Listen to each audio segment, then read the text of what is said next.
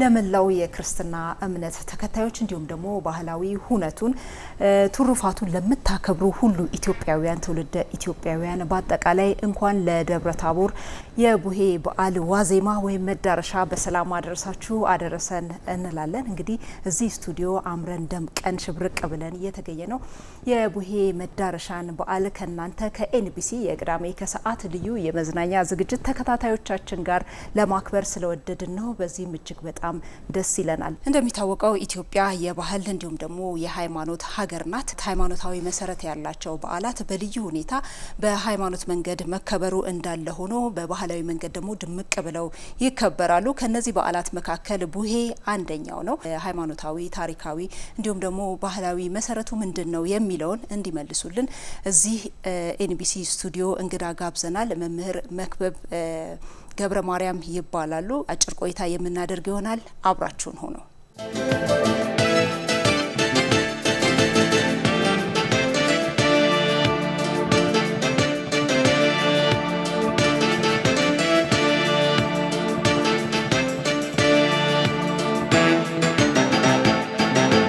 እንኳን ደህና መጡ መምህር መክበብ። እንኳን ደህና ቆያችሁ፣ እንኳን አደረሳችሁ። እኔ መምህር መክበብ ገብረ ማርያም ነው የምባለው። በአዲስ አበባ ባህልና ኪነ ጥበብ ቢሮ ከፍተኛ ቅርስ ጥናት ተመራማሪ ነኝ። ኤንቢሲ ስቱዲዮ የተገናኘ ነው ስለ ቡሄ ጥቂት ነገሮችን ለመነጋገር ነው እና ቡሄን ሁልጊዜ ሳስብ አይምሮ ውስጥ የሚመጣው ነገር የልጅነታችን ትዝታ ነው። ባህላዊ አከባበሩ፣ ተግባራቱ አይምሮ ውስጥ ይመጣል እና ከልጅነታችን ማንነት ጋር የተጋመደም ነው ብዬ ነው የማስበው። ይሄ ሙሉ አለ፣ እንደገና ጅራፍ ልጆች ሲያጩሁ ሌሎች ነገሮችም አሉ እና እንደው ከሃይማኖቱ መሰረቱ በዘለለ ባህላዊ መሰረቱ ምንድነው የሚለውን ነገር እስቲ እናንሳ። ከዛ ደግሞ ወደ ሃይማኖቱ እንሄዳለን። የቡሄ በዓል ስንል ከህፃናት ጋር የተያያዘ ነው። ከልጆች ከታዳጊ ልጆች ጋር የተያያዘ ነው። መረጃዎች እንደሚያሳዩን እንግዲህ ይሄ በዓል መነሻው የዛሬ 2000 ዓመት በፊት የተጀመረ ነው። ሃይማኖታዊ ነው። ደብረ ታቦር ተራራ ላይ ነው እንደተባለው። ደብረ ታቦር የተባለው የደብረ ታቦር በዓል የሚባለው ለዛ ነው። ነሐሴ 13 ቀን ኢየሱስ ክርስቶስ ለሐዋርያት የተገለጸበት ብርሃነ መለኮቱ የገለጸበት እና በዛ ሰዓት ያንን የታየውን ብርሃን መነሻ በማድረግ ብዙዎች ይሄንን ያደነቁበት ቀን ነው። ስለዚህ ደብረ ታቦር ስንል ታቦር ተራራ ላይ በዓሉ የተከበረበት ቀን በመሆኑ ነው። ስለዚህ ይሄ በሃይማኖታዊ መሰረትነቱ እንዳለ ሆኖ መሰረትነቱ ይዞ በገዳም ያሉ የቆሎ ተማሪዎች በልዩ መልኩ ያከብሩታል። የቆሎ ተማሪዎች ለምንድን ነው ይሄን የሚያከብሩት? በደብረ ታቦር ተራራ ላይ ለሐዋርያት የተገለጠ ብርሃነ መለኮትን የገለጠ አምላክ እኛ ደግሞ ለወደፊቱ ትልቅ ደረጃ ላይ እንድንደርስ እንደ ሐዋርያት መንፈስ ቅዱስ ተገልጾልን ወይም እግዚአብሔር ተገልጾልን ለዓለም እንድንተርፍ አድርገን ብለው ልዩ ግብዣ አዘጋጅተው እህል እየለመኑ ጠላ የመሳሰሉ ነገሮች እንትን ያደርጉና የደብረ ታቦር ነሐሴ 13 ቀን ልዩ ዝግጅት ያደርጋሉ፣ ይጋብዛሉ። የበላ የጠጣ ሰው ይመርቃቸዋል ማለት ነው እና ያ ምርቃት በየአመቱ በጉጉት ይጠብቁታል። አመቱን በሙሉ ደግሞ ለውጥ እያሳዩ ይሄዳሉ። በእውቀታቸው በጣም እየመጠቁ ይሄዳሉ። ይሄ ቅኔው፣ ድጓው፣ አቋቋሙ፣ ዜማው፣ ቅዳሴው በቃ እንዳለ አእምሯቸው ያንን የመሸከም አቅም ይኖረዋል፣ ክፍት ይሆናል ማለት ነው። የሚያስጨንቃቸው ነገር አይኖርም ማለት ነው። ከዛ ይሄ እየተከበረ ሲከበር በማህበረሰቡ ደግሞ ማህበረሰቡ ያው ትዳር ይዛል፣ ልጆች ይወልዳል። ልጆቹ ደግሞ የልጆች በዓል ደግሞ እየሆነ ወደ ማህበረሰቡ ወደ ባህላዊ እንትኑ ገባ ማለት ነው። ይሄ እንዴት ነው? እናቶች ሙልሙል ዳቦ ያዘጋጃሉ። አባቶች ደግሞ ለልጆች የደመራ ያዘጋጁላቸዋል፣ የሚበራ ደመራ ያዘጋጁላቸዋል። ከዚሁ ባሻገር ደግሞ ጅራፍ ያዘጋጁላቸዋል ማለት ነው።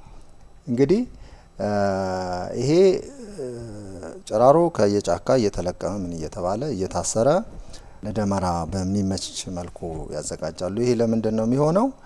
የሚያሳየው ያ በደብረ ታቦር የታየው ብርሃነ መለኮት ምሳሌ አርገው ማለት ነው። መጽሐፍ ቅዱሳዊ መሰረት መጽሐፍ ቅዱሳዊ ማቴዎስ 17 ላይ ነው ይሄ የምናገኘው። 16ም 17 ላይ መጽሐፍ ቅዱስ ላይ እናገኘዋለን። በኋላ ደግሞ ፍትሐ ነገሥት ላይ አንቀጽ 29 ተገልጿል። ይሄ ከዘጠኙ ዋና በዓላት አንዱ በዓለ ደብረ ታቦር ተብሎ ፍትሐ ነገሥት ላይ ተገልጿል።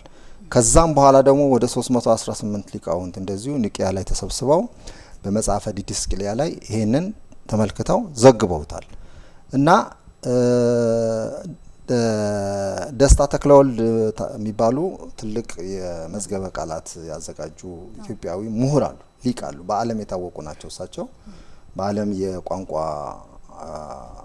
ሊቃውንት ዘንድ በጣም እውቅና ያላቸው ናቸው። እሳቸው መዝገበ ቃላታቸው ላይ ቡሄ የሚለውን እንዳለ ትርጉሙ አስቀምጠውታል። ቡሄ የበዓል ስም ነው ይላሉ። የኢየሱስ ክርስቶስ ግርፋት የሚያሳስብ ጅራፍ የሚዘጋጅበት ነው ይላሉ።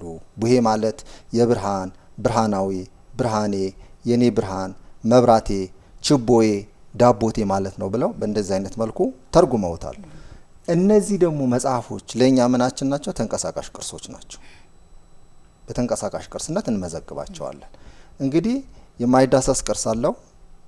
ይሄ ዜማው፣ ግጥሙ፣ ሃይማኖታዊ እንትኑ ይዘቱ ማለት ነው።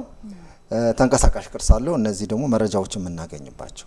ስለዚህ አብሮ የተሳሰረ ነው ማለት ነው። ሃይማኖቱም ባህሉም ሃይማኖቱም ባህሉም የተሳሰረ ነው። ይሄ ደግሞ በቅርስ በማይዳሰስ የሰው ልጆች ወካይ ቅርስነት ትልቅ ስፍራ ተሰጥቶት ያለ የሀገራችን ልዩ ቅርስ ነው ማለት ነው። ደስ ይላል።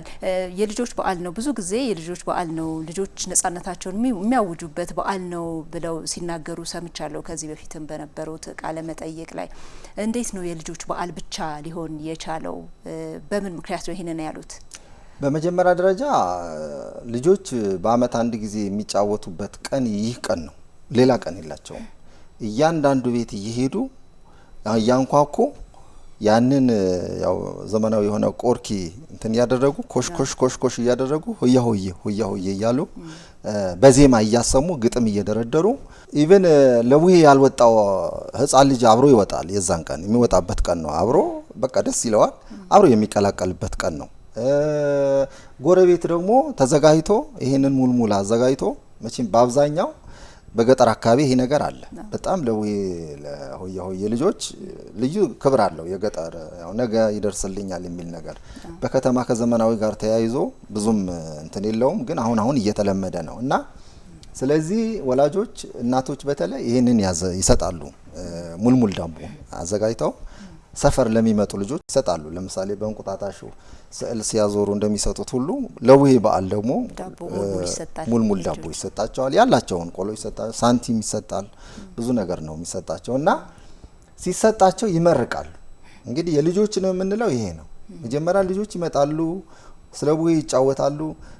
ከዛ በኋላስ ከተሰጣቸው በኋላ ልጆች ይመርቃሉ። ልጆች ከመረቁ በኋላ ደግሞ ወላጅ ያ የሰጣቸው ሰው እንደገና ይመርቃቸዋል ማለት ነው። እንግዲህ የምርቃት ወቅት ነው ማለት ነው።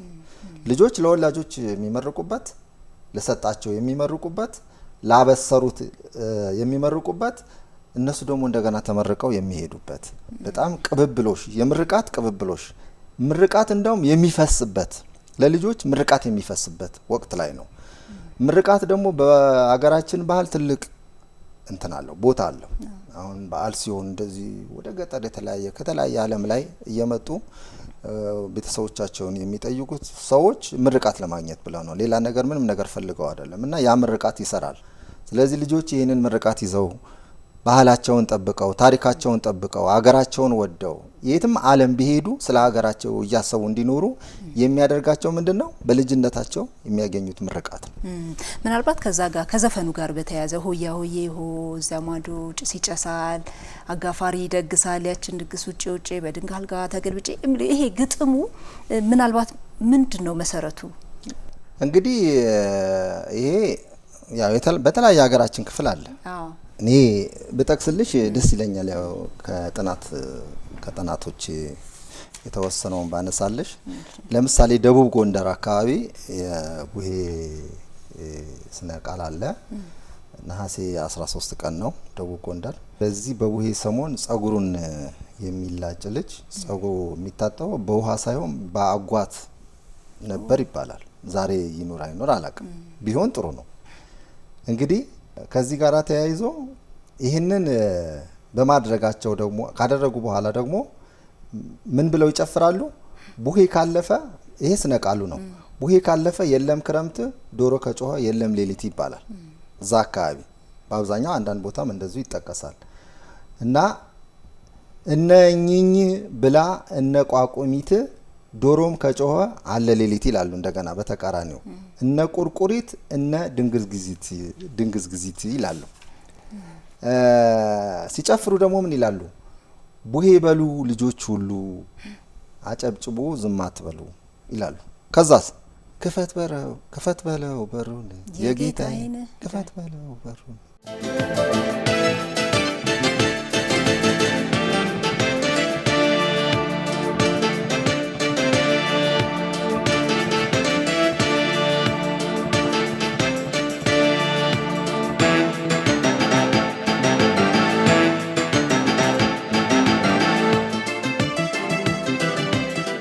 ነው ምዘጉት ነው ዋናው። እባካችሁ ተው፣ ነጻነት ይሰማችኋል፣ ደስ ይላል፣ መብታችን ነው አይነት የጌታዬን በር ለምንድን ነው ምዘጉት? መጣን እኮ ከዛስ መጣና በአመቱ እንደምን በአመት ጠብቀን መጣን እንዴ ሰነበታችሁ። ይሄ እኮ በጣም የሚገርም ነው። በልጅነታቸው እንደዛ አይነት ነገር መጀመራቸው እና ከዛ ሆያ ሆዬ ሆያ ሆዬ ሆያ ሆዬ ናና ይሉና በሰፊ ጎዳና ጠባው ጠፋ። በቃ በሰፊ ጎዳና እንምጣ። ከዛ መጨረሻ ላይ አሁን ያልኩሽ ከጸጉሩ ጋር ተያይዞ ቡሄ መጣ ያመላጣ ቅቤ ቀቡት እንዳይነጣ ይሉና በእንደዚህ አይነት መልኩ እንትን ያረጉታል። ይሄ ደቡብ ጎንደር አካባቢ ነው። ሰሜን ሸዋ አካባቢም እንደዚህ አይነት እንትን አለ። ልጆች በቡሄ ወቅት የሚጫወቱት አለ። ሰሜን ሸዋ በነገራችን ላይ በጣም በጅራፍ ሁሉ ይቀርፋሉ። በጣም ባህሉ ነው። ሰፊ ሜዳ ላይ ወጣቱ ቡሄን አስመልክቶ ሰፊ ልዩ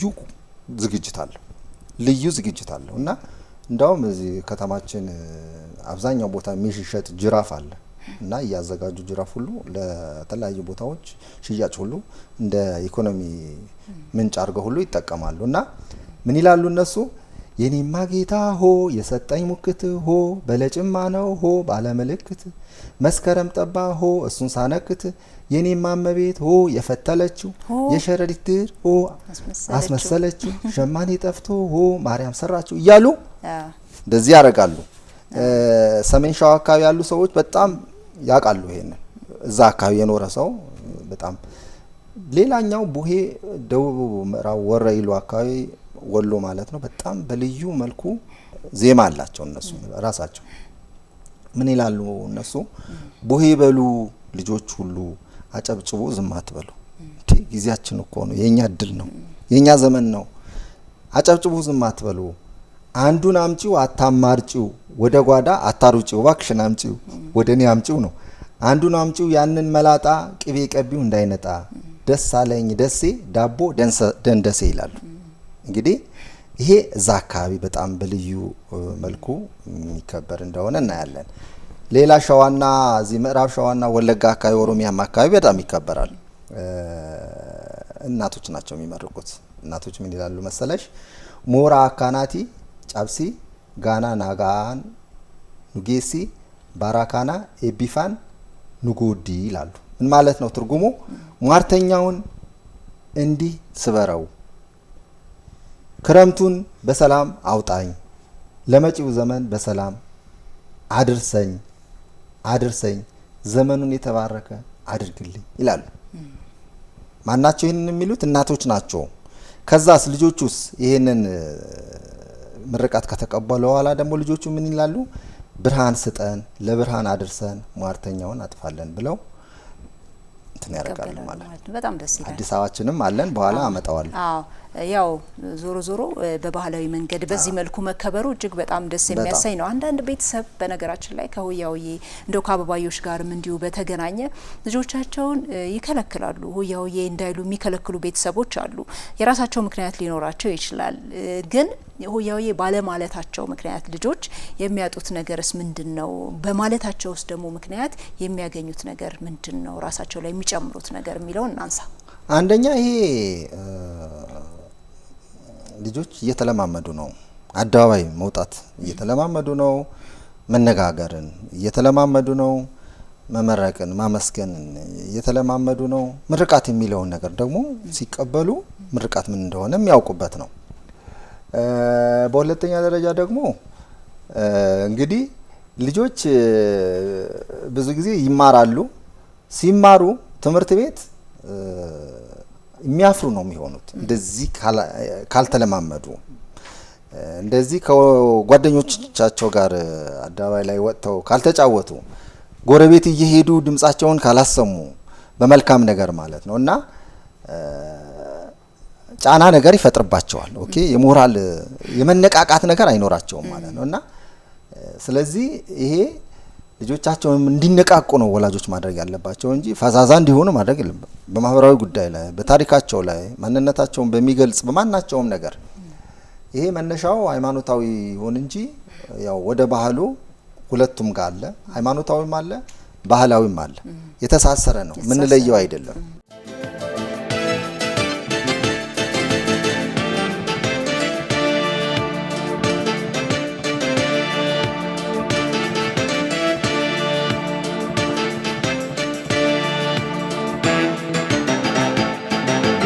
ጥምቀት ከቤተ ክርስቲያን ነው መነሻው፣ ግን የዓለም ሆነዋል። ደመራ ከቤተ ክርስቲያን ነው መነሻው፣ የዓለም ሆነዋል። ፍቼ ጨንበላላ ከቤተ ክርስቲያን ነው፣ የዓለም ሆነዋል። የገዳ ስርዓት ከኦሮሞ የብሔረሰብ የወጣ ነው፣ ግን የዓለም ሆነዋል። እኮ ሌሎችም እንደዚህ ሀረር ላይም እንደዚህ በቅርቡ የተመዘገነ ሌሎችም አሉ። መነሻቸው አንድ ቦታ ሊሆን ይችላል፣ ግን የዓለም እኛም የዓለም እንዲሆን ነው። አሁን የልጆች በዓል የዓለም በዓለም የማይዳሰስ የሰው ልጆች ወካይ ቅርስነት የልጆች በዓል ቀን ተብሎ በኢትዮጵያ ብቻ ያለ ሃይማኖታዊና ባህላዊን አስተሳስሮ ልዩ ግጥም ያለው ልዩ ዜማ ያለው ልዩ ድርሰት ያለው ልዩ መነቃቃት ያለው ልጆች የሚቦርቁበት የሚጨፍሩበት የሚደሰቱበት የሚመርቁበት የሚመረቁበት ቀን ብለን ነው። ስለዚህ ይሄንን ደግሞ እንዳያገኙ ልጆች ላይ ተጽዕኖ ማድረግ ደግሞ በራሱ ነገ ሌላ ሀገር ሲሄዱ ወላጆቻቸውን ማውቀሳቸው የማይቀር ይመስለኛል። ይሄን ነገር ሌላ ሀገር ሲያገኙት፣ ምክንያቱም አብሮ ተከትሎ ይሄዳል። አሜሪካ ላይ ያለ አሜሪካ ውስጥ ያከብራሉ፣ የኛ ሀገር ኢትዮጵያውያን ዱባይ ላይ ያከብራሉ፣ ጀርመን፣ ፈረንሳይ፣ እንግሊዝ የትም ሀገር ኢትዮጵያውያን ያሉበት ቦታ ሁሉ ልጆቻቸውን የውሄ በዓል እንዲያከብሩ ያደርጋሉ። ወላጆች ኢትዮጵያውያን ልጆቻቸውን እንዲያከብሩ ያደርጋሉ። ስለዚህ በሀገራቸው ላይ ቁጭ ብለው ይሄን እንዳያከብሩ ማድረግ ማለት ምን ማለት ነው? እንግዲህ አለማወቅ ይመስለኛል እንጂ ሌላ ነገር አይመስለኝም። ያው ከዚህ እንደሚመለሱ ሙሉ እምነት አለኝ። እናንተስ እንደ ተቋም አሁን ይሄ ሃይማኖታዊ በዓል ነው መሰረቱ፣ በተመሳሳይ ደግሞ የባህልም በባህላዊ መንገድም ይከበራል እና እንደ ተቋም ምን እየሰራችሁ ነው? በሀገር አቀፍ ደረጃ በደንብ የአደባባይ በዓልም እንዲሆን የማድረጉ ነገር እያንዳንዱ ሃይማኖትም በሃይማኖትም ልዩነትም ቢኖር ስቲል የኢትዮጵያውያን በዓል ስለሆነ እዛ ላይ ስራ ምን እየሰራችሁ ነው? የአመለካከቱ የህዝቡ አመለካከት ላይ ተጽዕኖ በመፍጠር ረገድ ማለት ነው በአዎንታዊ መልኩ። እኛ እንዴት መሰለሽ አሁን እንደዚህ አይነት በዓላት ላይ ብዙ ትኩረት የመስጠት ነገር አልነበረም። ለምሳሌ እስከ 2010 ዓመተ ምህረት ድረስ ይሄ ቅርስ ቋሚ ተንቀሳቃሽና የማይዳሰስ የሰው ልጆች ወካይ ቅርስ የሚባለው በዳይሬክተር ደረጃ አድጎ ከፍተኛ ቦታ ተሰጥቶት በልዩ ጥናት ተሰርቶ አልነበረም። በቱሪዝም ስር ነበረ ቀደም ሲል እንደ አንድ እንትን ነበረ። ግን ከ2010 ጀምሮ ልዩ ጥናት ተደርጎ በአገር አቀፍ ደረጃ ማለት ነው ጥናት ተደርጎ ለዚህ ደግሞ የሚመጡ ባለሙያዎች እንዲመደቡ ተደርጎ ይሰራል፣ እየተሰራ ነው። ስለዚህ ከዚያን ጊዜ ጀምሮ እነዚህ በዓላት ጋር ተያያዥነት ያላቸው ነገሮች ሪሰርች ያደርጋል ማለት ነው። ቅርስ ዳይሬክቶሬት እኛ ጋር በ11ዱም ክፍለ ከተማ ያሉ የቅርስ ባለሙያዎችን በማነቃነቅ እዛ ደረጃ ድረስ እንትን ብሏል። ዘርፉ እስከታች ድረስ ወርዷል ማለት ነው እና አመራር ተመድቦለት በልዩ ሁኔታ ነው የሚከታተለው። ይህም ብቻ አይደለም፣ ስራውም ጭምር ይመዘናል፣ በስራውም ጭምር ይመዘናል ማለት ነው እና ስለዚህ በቢሮ ደረጃ ያልሽው ትልቅ ትኩረት ተሰጥቶት ባለሙያዎች እንዲያጠኑት ተደርጎ ቢሮ ራሱ በየአመቱ የቡሄን በዓል የተለያዩ ማህበረሰብ የሚመለከታቸውን ሰዎች ሁሉ እየጠራ ኦኬ ልዩ ዝግጅት አዘጋጅቶ እነሱ በተገኙበት ይሄ ቡሄ በዓል ያከብራል፣ እንዲከበር ያደርጋል እና አሁን እንግዲህ ተደራሽነቱ ምን ያህል ነው የሚለው ላይ ነው ትልቅ ትኩረት መስጠት ያለብን። ተደራሽነቱ ደግሞ ሚዲያው ነው። ያው አሁን አንቺ እንደምታረጊው ሌሎችም እንደዚሁ በግል ደረጃ አሁን የሚያከብሩ አሉ፣ የምናውቃቸው በከተማ ውስጥ በግል ደረጃ ቡሄን የሚያከብሩ አሉ። ማክበሩ ደስ ይለኛል። እኔ ግን ከሚመለከተው የቅርስ ይሄን በአዋጅ ስልጣን ከተሰጠው ተቋም ጋር ቅንጅት ፈጥሮ ግንዛቤው እንዲሰፋ የሚደረግበት ምቹ ሁኔታ ተፈጥሮ ቢሰራ ደግሞ አገር አቀፍነቱ ወደ ዓለም አቀፍነት ይሸጋገራል የሚል ነገር አለ። የተለያዩ የአደባባይ በዓላት አሉ ኢትዮጵያ ውስጥ መስቀልንም ጨምሮ እንዲሁ ጥምቀትንም ጨምሮ ሌሎችም ኢሬቻንም ጨምሮ በዩኔስኮ በማይዳሰስ ቅርስነት ተመዝግበዋል። ቡሄንም በዚሁ መልኩ ያው እንዲመዘገብ ስራ እየሰራችሁ እንደሆነ ነግራችሁኛል። ፕሮሰሱ ምን ይመስላል? ምን ላይ ናችሁ?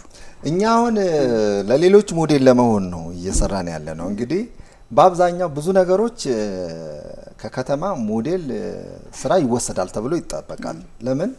ምቹ ሁኔታ ስላለው ማለት ነው። በጣም ምቹ ሁኔታ፣ የባለሙያ ምቹ ሁኔታ አለው፣ የአመራር ምቹ ሁኔታ አለው። የሚመደው አመራር ሌላው አይረዳ ማለት አይደለም። ከተማ ላይ የሚመደብ አመራር በጣም ብዙ ግንዛቤ ይኖረዋል። ዋናው ትልቁ ነገር የከተማው አመራር የሚሰራው ምን ላይ ነው? ገጽታ ላይ ነው። ከተማዋን ተወዳዳሪነት ካላቸው ከተሞች ጋር ተሰልፋ ማየት ነው። የተለያዩ ከተሞች አሉ፣ ዓለም አቀፍ ከተሞች አሉ፣ በቱሪዝም ያደጉ ከተሞች አሉ፣ ቅርሶቻቸውን እያስተዋወቁ ያሉ ከተሞች አሉ። እና ከተማዋ ደግሞ አሁን ያለችበት ሁኔታ የገጽታ ግንባታ ምንም ተወዳዳሪ የለውም ካለፈው ስናነጻጽረው ማለት ነው። በጣም ጎልቶ የወጣ ነው። ስለዚህ እነዚህ ነገሮች ደግሞ ምን ያደርጉታል ማለት ነው? ያደምቁታል ማለት ነው። አሁን ልጆች አስፋልት ላይ አሁን ባለው እንትን ላይ ሆያ ሆዬ እያሉ እስከ ቤተ መንግስት እስከ ጠቅላይ ሚኒስትሩ እስከ ከንቲባው ድረስ አሁን በሩ ክፍት ሆኖላቸው ሆያ ሆዬ የምናየው ሴቶች ምናምን አርቲስቶች ናቸው። ሆያ ሆዬ ሲሉ የምናየው ለነሱ በልዩ ሁኔታ ያው ይፈቀድላቸው አድርጎ አይባልም። ያው ግን በዓሉ የልጆች በዓል ነው። መደበቅ የለበትም፣ መሸበብ የለበትም። በኪነ ጥበብ ባለሙያዎች በአርቲስቶች የልጆች በዓል እንትን ማለት የለበትም፣ መደፍጠጥ የለበትም። ልጆች ላይ ያምራል፣ ሁሉ ነገር ያምራል። አርቲስቱም ላይ ሁሉም ነገር ያምራል። ኦኬ። ግን ልጆች ቢሆኑ በሩ እኔ ደስ ይለኛል። ጠቅላይ ሚኒስትሩ ቁጭ ብለው ቢሮአቸውን ክፍት አድርገው ልጆች የአዲስ አበባ ልጆች ከያቅጣጫው መጥተው የዛን ቀን እንደው ቡሄ ቢጨፍሩላቸው እኔ ደስ ይለኛል።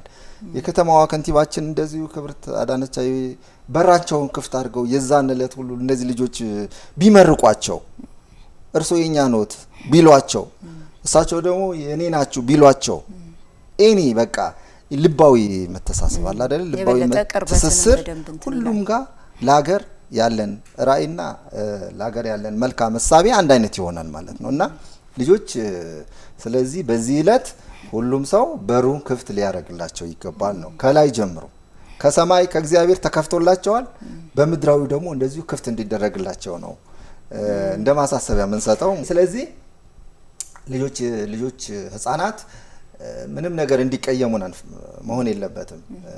እንግዲህ እኛ ሙስሊሙም ክርስቲያኑም ፕሮቴስታንቱም ነው ያሳደገን፣ ለዚህ ያበቃን፣ ለዚህ ያደረሰን ባለንበት ቦታ ሁሉ ማለት ነው። ሁሉም መርቆን ነው፣ አባገዳውም ሁሉ መርቆን ነው። እኛ የሁሉም ልጆች ነን። እኛ ህፃናትም የሁሉ ልጆች ናቸው። ኢትዮጵያውያን በአጠቃላይ ማለት ህፃናትም የሁሉም ልጆች ናቸው። ስለዚህ ህፃናቶቻችን በሃይማኖት በብሔር እያለን የሆነ እነሱ ያላሰቡት እንትን ውስጥ እየገባን እንትን ባንላቸው ባናወዛግባቸው እና ማንነታቸው ደግሞ በጋራ እያከበሩ ቢሄዱ ሌሎች ደግሞ ያልተከበሩትን ደግሞ እንደዚሁ የሚያከብሩበት ዘዴ ድጋፍ ብናደርግ ሞራል ብንሰጣቸው የሚል ነገር ነው። እና ሁሉ ነገር በመረጃ አለ፣ በመጽሐፍ አለ። እስልምና ውስጥ አሁን ብገቢ ልጆች በዓል ማክበር እንዳለባቸው ያሳያል። ብዙ መጽሐፎች መመርመር ያስፈልጋል። ልጆችን የሚቃወም ነገር እኔ ያለ አይመስለኝም። ኢቭን አሁን መጽሐፍ ላይ እንኳን ቢኖር ልጆች ከማንነታቸው ከጓደኞቻቸው ከሀገራቸው ባህል ጋር ተያያዥነት ባለው መልኩ እንዲለዩ ዘመኑም አይፈቅድም። ምክንያቱም ይሄ እንጀራ ነው፣ ዳቦ ነው። ይሄ እነዚህ የገቢ ምንጮች ናቸው ብንሰራባቸው። ጅራፍ አሁን ኤኒ በዲ ሊያመርት ይችላል፣ ሙስሊም ሊያመርተው ይችላል፣ ፕሮቴስታንት ሊያመርተው ይችላል። ኤኒ የገቢ ምንጭ ነው። ችቦ ኤኒ በዲ ሊያዘጋጀው ይችላል። ምክንያቱም ይሄ ስራ ነው። ኬትም አርጎ አምጥቶ ልጆቹን ማሳደግ አለበት፣ ኑሮውን መምራት አለበት። እና እነዚህ ነገሮች ከኢኮኖሚ ጋር የተያያዙ ናቸው፣ ከመልካም ገጽታ ጋር የተያያዙ ናቸው እና በመለያየታችንና ምክንያት በማብዛታችን የተጠቀምንበት ነገር የለም እና ዋናው ነገር አንድ የምንሆንበት እንትን ላይ ነው ማተኮር ያለብን የሚል ነገር አለ። ዛሬም ያው ስራ እየሰራችሁ ነው በደንብ? በጣም እንሰራለን እኛ በጣም ኦኬ። ልጆችም የባለቤትነት ስልጠና እንሰጣለን። በነገራችን ላይ ክፍለ ከተማ ድረስ ወርደን ወረዳ ድረስ ወርደን ስልጠና እንሰጣለን። ከሃይማኖት ተቋማት ጋር ደግሞ በጣም ተሳስረን ነው የምንሰራው። በጣም ያከብሩናል፣ እኛም እናከብራቸዋለን፣ እንወዳቸዋለን፣ ይወዱናል እና የጋራ ነው የጋራ ሀገር ነው ያለን። ስለዚህ በዚህ ዙሪያ ላይ ሰፊ ስራ መስራት ይኖርብናል፣ ልክ አሁን እናንተ እንደምታደርጉት ማለት ነው።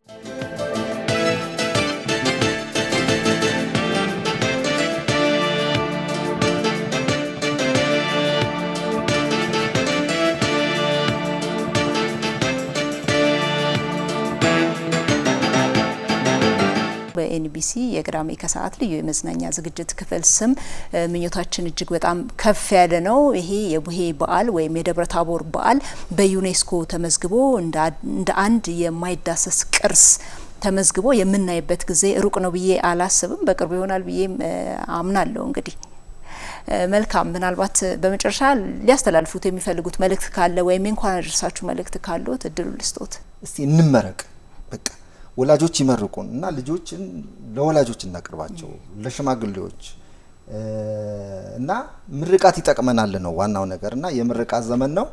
ህፃናት እንግዲህ ካሁን በኋላ ፈታበሉ ፈታበሉ፣ ደስ ይበላችሁ፣ የእናንተ ጊዜ ነው። ክልከላ የለም። የዲጂታል ዘመን ነው ደግሞ የቴክኖሎጂ ዘመን ነው። ይሄንን እኛ የምናቀርበውን ደግሞ በዲጂታል በኤአይ እያደረጉ ማስተላለፍ እንጂ ለኛ የሚጎዳንን ነገር በዛ በኤአይ በኩል እንዳያመጣውብን ነው ሆነ የምለው። እጅግ በጣም ነው የማመሰግነው መምህር መክብብ ገብረ ማርያም፣ እጅግ በጣም እዚህ ድረስ መጥተው ይሄን የመሰለ ቆንጆ ቆይታ ስላደረጉ እጅግ በጣም ነው የማመሰግነው። እኔም አመሰግናለሁ፣ ያክብርልኝ። መልካም ተመልካቾቻችን፣ የኤንቢሲ የቅዳሜ ከሰዓት ልዩ የመዝናኛ ዝግጅት ቡሄ በዓልን የተመለከተ ዝግጅት ነበር አጭር ቆይታ ያደረግነው። እንደወደዳችሁት እንደተማራችሁበት ተስፋ አድርጋለሁ። ፕሮግራማችን አሁንም ይቀጥላል። በድጋሚ አብራችሁን ሆኑ።